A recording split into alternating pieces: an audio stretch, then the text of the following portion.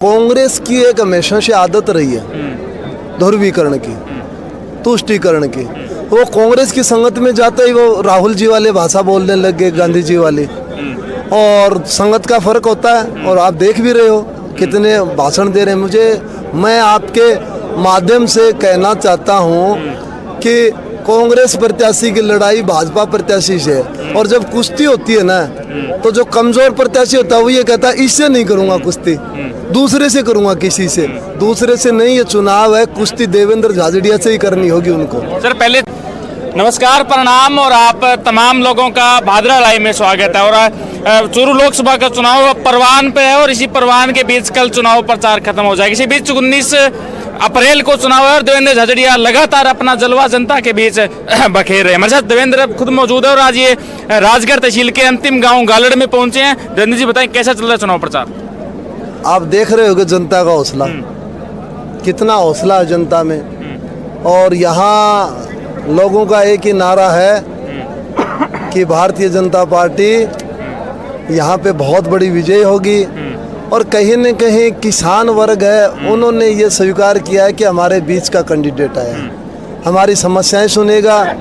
और जो मैंने बोला इनके बीच में, ये लोग बहुत प्रभावित हैं, मोदी जी की योजनाओं से प्रभावित हैं, जो कार्यशैली है मोदी जी की उनसे प्रभावित हैं। और मैं सबसे बड़ी खुशी इन लोगों को ये है कि हमारा बीच का कैंडिडेट दिया मोदी जी ने।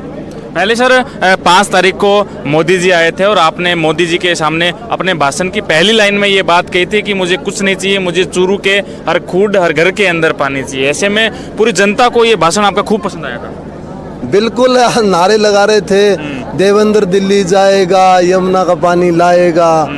मतलब ये लोगों को उम्मीद है, इसलिए उम्मीद है इन लोगों को कि ये चीज़ें मैंने मेरी लाइफ में फेस किया है। पानी के टैंकर हमारे घर में डलवा रहे हैं हम लोग। तो जो जिसने दर्द वही समझ सकता है जिसके दर्द होता है। तो इनको पता है, मेरे को पता है, पिछले वाले जो थे उनको पता ही नहीं थे। वो तो एमपी की औलाद थी, उसको क्या पता पानी की क्या समस्या होती है, फसल कैसी होती है, उनको पता ही नहीं था। सर उनसे पूछा जा रहा है, मीडिया के साथ भी पूछ रहे हैं, मुद्दे की बात नहीं चल रही है, बात किसी और की चल रही है, बात देवेंद्र की भी नहीं चल रही है, बात राजेंद्र राठौड़ पे चल रही है। तो ऐसे में आपको लगता है कि जो कांग्रेस का शुरू में जो चुनाव है वो मुद्दा विहीन चुनाव है? देखिए, कांग्रेस की एक हमेशा से आदत रही है ध्रुवीकरण की, तुष्टीकरण की। वो कांग्रेस की संगत में जाते ही वो राहुल जी वाले भाषा बोलने लग गए, गांधी जी वाली।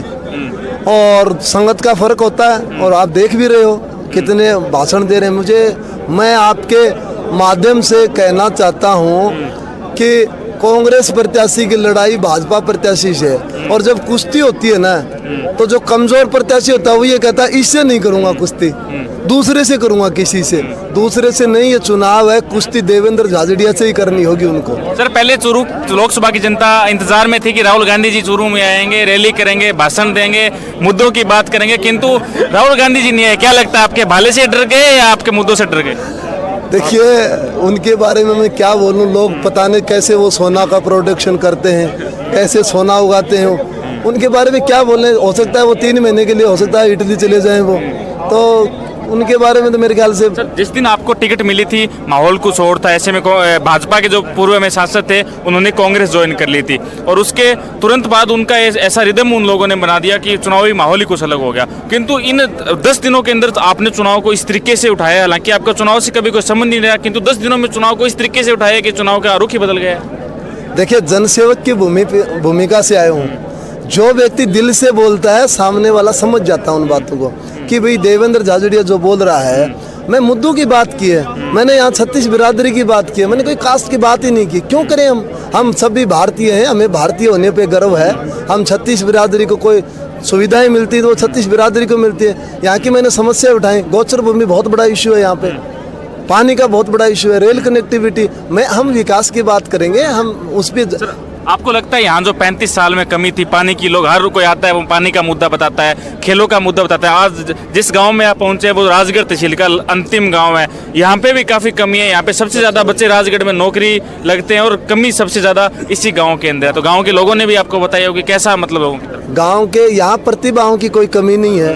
यहाँ से हॉकी इंडिया टीम में चयन हुआ है बेटी का। यहाँ एथलेटिक्स बहुत अच्छी है यहाँ की।